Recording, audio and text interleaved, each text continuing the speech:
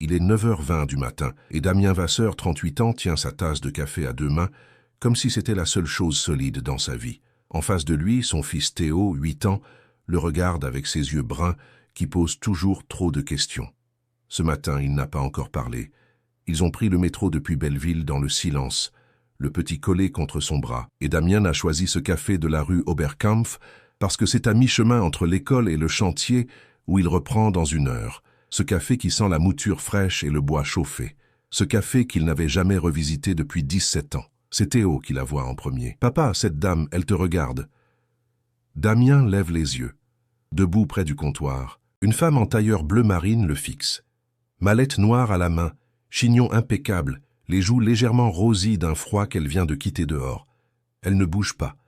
Elle ne sourit pas non plus. Le souffle de Damien reste bloqué quelque part entre la gorge et la poitrine. Certaines choses ne s'oublient jamais, et lui qui croyait avoir tout oublié d'elle. Il y a des matins où Paris ressemble à une belle promesse jamais tenue. Damien Vasseur connaît ces matins mieux que personne.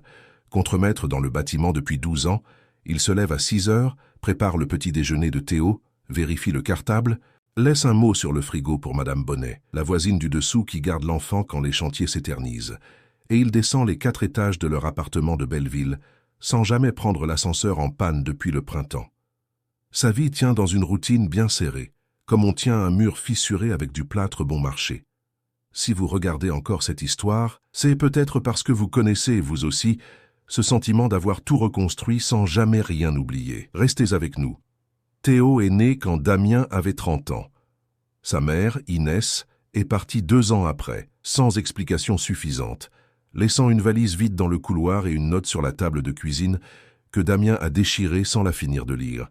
Depuis, c'est lui. Seulement lui. L'école, les rhumes, les devoirs sur les fractions, les nuits avec la fièvre et les matins sans sommeil. Il ne se plaint pas. Théo est la meilleure chose qui lui soit arrivée. Mais certains soirs, quand l'enfant dort et que l'appartement devient trop silencieux, Damien sort sur le balcon étroit, allume une cigarette qu'il ne finit jamais et regarde les toits. Et quelque chose dans sa poitrine, quelque chose sans nom précis, pèse encore. Certaines choses ne s'oublient jamais. Il avait 21 ans quand il a aimé pour la première fois. Sandrine Leblanc. Ils s'étaient rencontrés dans ce même café, un soir de novembre, à l'époque où la rue Oberkampf n'était pas encore ce qu'elle est devenue. Juste une rue ordinaire avec des bars ordinaires et 2 jeunes gens qui ne savaient pas encore ce qu'ils faisaient de leur vie. Elle étudiait l'économie à Paris-Dauphine.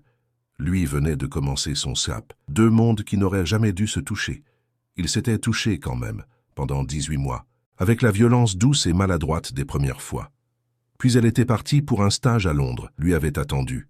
Puis les appels étaient devenus moins fréquents, les messages plus courts, jusqu'au silence complet d'un dimanche soir de janvier.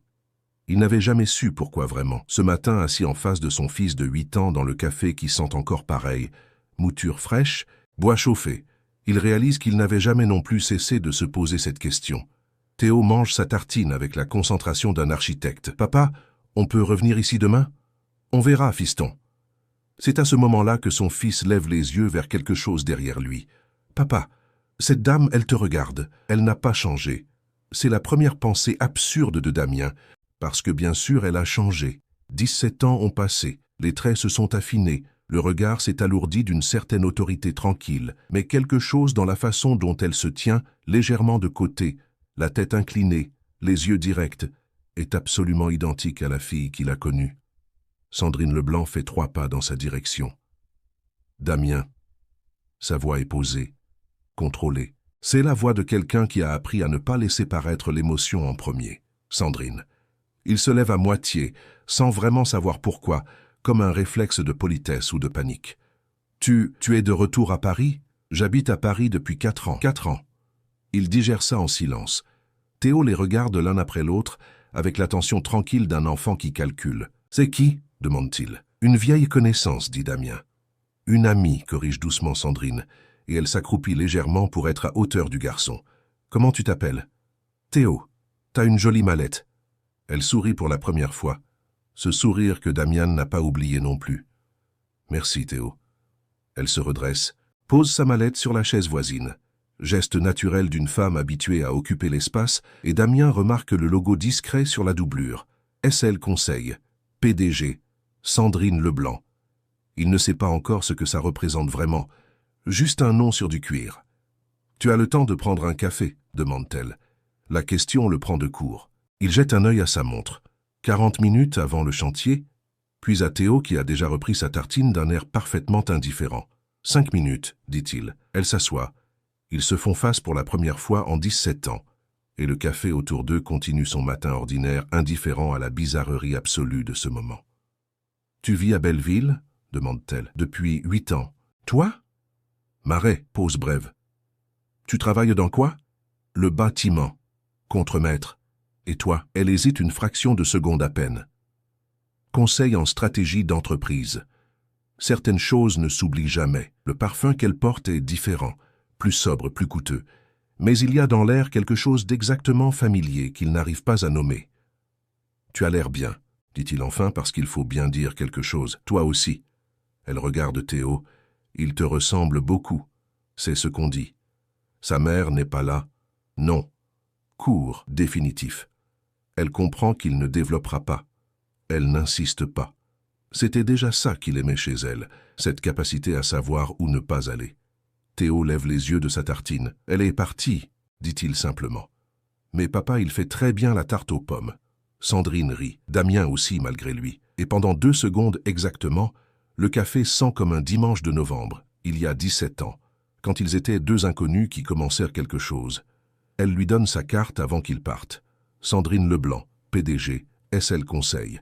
Adresse dans le 8e arrondissement. Numéro de téléphone portable. Il la retourne entre ses doigts dans le métro, Théo endormi contre son épaule, et il y a dans ce rectangle de papier cartonné quelque chose qui ressemble à une question dont il n'est pas sûr de vouloir la réponse. Il cherche le nom sur son téléphone pendant la pause déjeuner, assis sur une caisse de plâtre au milieu d'un chantier du 10e arrondissement. SL Conseil. Fondé en 2015. Chiffre d'affaires annuel, 47 millions d'euros. Implantation à Paris, Lyon, Bruxelles et Londres. Il fixe l'écran un moment. 47 millions d'euros. Puis il repose le téléphone et finit son sandwich jambon-beurre en regardant le ciel gris de Paris par le cadre d'une fenêtre sans vitre. Certaines choses ne s'oublient jamais. Et certaines choses, en revanche, changent tout. Il ne l'appelle pas ce soir-là, ni le lendemain. C'est elle qui envoie un message le jeudi suivant à 19h12. « Je sais que c'était peut-être bizarre de te redonner ma carte, mais j'étais contente de te revoir. Si tu veux prendre un café un soir, sans urgence. S. » Il relit le message 3 fois. Théo est dans la salle de bain. Il s'entend éclabousser le carrelage en se brossant les dents. Damien s'appuie contre le cadre de la porte de sa chambre et pense à ce qu'il est, un homme de 38 ans qui gère des ouvriers et fait la tarte aux pommes le dimanche, et à ce qu'elle est devenue. Si vous avez déjà eu peur de retrouver quelqu'un, non pas parce que vous ne l'aimiez plus, mais parce que vous aviez peur de ne plus être assez, laissez un commentaire. Vous n'êtes pas seul. Il répond le lendemain matin. Samedi soir, si tu veux. Il se retrouve dans un bistrot du 11e, pas loin du café de la première fois. Choix inconscient ou pas, aucun des deux n'en parle. Sandrine arrive sans mallette, en manteau beige, les cheveux légèrement défaits. Elle a l'air moins PDG et plus réelle, et ça le déstabilise encore davantage. Il parle pendant 2h30. Elle lui raconte Londres, les années difficiles, l'entreprise montée avec 8 000 € d'économie et une associée qui est repartie au bout d'1 an. Elle lui raconte les nuits à refaire les bilans seuls, les clients qui ne rappelaient pas, le premier contrat important signé dans une salle de réunion du 16e où elle était la seule femme et la moins bien habillée. Il lui raconte Inès, Théo, Belleville, les chantiers. Il lui parle de la nuit où Théo a eu 40 de fièvre et qu'il n'y avait personne à appeler à 3h du matin. Il lui parle de la tarte aux pommes, et cette fois elle ne rit pas. Elle écoute avec une attention presque douloureuse. « Pourquoi tu ne m'as jamais rappelé ?» demande-t-il finalement. « À l'époque, après Londres. » Elle pose son verre. « Parce que j'avais peur que tu me demandes de choisir. Entre quoi et quoi? Entre toi et ce que je voulais devenir. » Pause. « Et j'avais peur de te faire du mal en choisissant. Certaines choses ne s'oublient jamais. » Et certaines réponses arrivent 17 ans trop tard, mais arrivent quand même. Il rentre à pied jusqu'à Belleville ce soir-là. 40 minutes dans le froid de mars, les mains dans les poches, la tête pleine. Pendant 3 semaines, ils se voient le samedi soir. Théo commence à poser des questions. « Papa, c'est ton amie Sandrine. Est-ce qu'elle va venir manger la tarte aux pommes ?» Damien répond prudemment, comme quelqu'un qui marche sur un sol dont il ne connaît pas encore l'épaisseur. Mais quelque chose se construit, lentement, dans le silence entre les messages et les soirées. Quelque chose de fragile et de réel. C'est Bertrand qui brise tout. Bertrand Moreau, 52 ans, directeur de travaux, son supérieur depuis 7 ans. Un homme bien, en général. Mais un homme qui, un lundi matin, convoque Damien dans la baraque de chantier pour lui annoncer que le poste de chef de projet sur la rénovation du boulevard Voltaire, le poste pour lequel Damien s'était positionné depuis 6 mois, vient d'être attribué à quelqu'un d'autre. « C'est une décision de la direction, dit Bertrand en regardant ses papiers. Je remplis toutes les conditions. Je sais. Mais il cherchait quelqu'un avec un profil ingénieur. Damien sort sans répondre. Il reste 5 minutes debout sur le trottoir du 10e, les bras le long du corps, à regarder passer les voitures. Ce soir-là, Sandrine l'appelle. Il décroche. « Tu vas bien ? Ta voix est bizarre. »« Ça va, Damien ?»« Bonjour. J'ai dit que ça allait. » Si ce contenu te Silence. plaît, « Je t'ai proposé de te mettre en contact avec laisse un cabinet like. RH, tu te Merci. souviens ? Il cherche des profils terrain pour encadrer des équipes sur des projets immobiliers. C'est exactement ce que tu... » Sandrine, arrête. Quoi ? Arrête de vouloir résoudre mes problèmes. Je ne suis pas un dossier client. Elle ne répond pas tout de suite. Ce n'est pas ce que je voulais dire. Peut-être pas, mais c'est ce que j'entends. Il raccroche. Il reste assis dans la cuisine longtemps après que Théo s'est endormi, à écouter le bruit de la rue en bas. Une canette qui roule sur le bitume. Un scooter qui accélère. Paris qui continue sans lui. Certaines choses ne s'oublient jamais. Et certaines blessures, croyait-il, étaient cicatrisées depuis longtemps. Elle ne rappelle pas ce soir-là, ni le lendemain. Le samedi, il n'y a pas de message pour se retrouver. Il emmène Théo au parc des Buttes-Chaumont. Ils font le tour du lac, l'enfant court devant, et Damien regarde l'eau grise sous le ciel couvert, et pense à ce qu'il a dit, à la façon dont il l'a dit, et au fait qu'il sait au fond que Sandrine n'essayait pas de le diminuer. Elle essayait d'aider. Et lui avait eu honte. Pas d'elle. De lui-même. C'est Théo finalement qui pose la question. Le dimanche matin, pendant la tarte aux pommes, pâte dorée, cannelle, pommes fondantes, le seul rituel immuable de leur semaine, l'enfant lui demande sans lever les yeux de son assiette « Tu t'es disputé avec Sandrine ?» Damien pose son couteau. « Pourquoi tu demandes ça ?»« Parce que t'as plus souri depuis mercredi. » Il regarde son fils, 8 ans. Ses yeux bruns qui voient trop. « On a eu une discussion un peu compliquée. »« T'as dit un truc pas bien ?»« Peut-être. Alors faut s'excuser, papa. C'est ce que tu m'apprends. » Il mange sa tarte en silence. Théo a raison, évidemment. Les enfants ont cette façon brutale et nette d'aller droit au cœur des choses que les adultes ont appris à contourner. Il l'appelle l'après-midi. « Je t'ai dit quelque chose d'injuste, dit-il sans préambule. Tu essayais d'aider et j'ai répondu comme si c'était une attaque. C'était ma honte, pas toi. » Long silence. « T'as honte de quoi ?» demande-t-elle doucement. « De ne pas être là où je pensais être à 38 ans. » Il marque une pause. « Et de ne pas être là où tu es. Toi, Damien. » Sa voix a changé. Quelque chose s'est ouvert dedans. Je n'ai jamais voulu que tu aies honte de toi. Jamais. Ce que tu fais, élever seul Théo, tenir debout tout ce temps, c'est bien plus courageux que tout ce que j'ai construit. Tu ne fais pas ça pour me consoler? Non, je le pense vraiment. Il expire lentement. Tu veux bien qu'on se retrouve? Quand? Ce soir. Même café que la première fois. Rue Oberkampf. Certaines choses ne s'oublient jamais.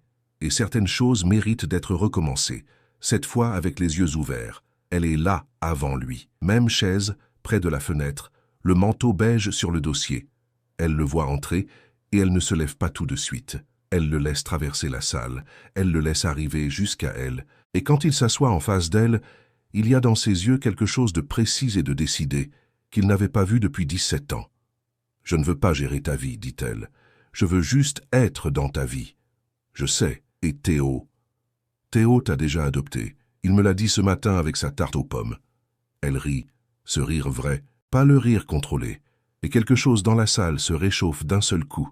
Il tend la main sur la table. Elle pose la sienne dessus. 3 ans plus tard. Le printemps arrive sur Paris, avec une douceur un peu excessive, comme si la ville voulait se faire pardonner l'hiver. Damien Vasseur, 41 ans, gare son vélo devant l'école du 11e arrondissement et attend Théo sous le marronnier du trottoir. Chef de projet depuis 18 mois, pas grâce au cabinet RH de Sandrine, il avait tenu à le trouver par lui-même et elle avait respecté ça. Il encadre maintenant une équipe de 12 personnes sur des chantiers de rénovation dans l'Est parisien.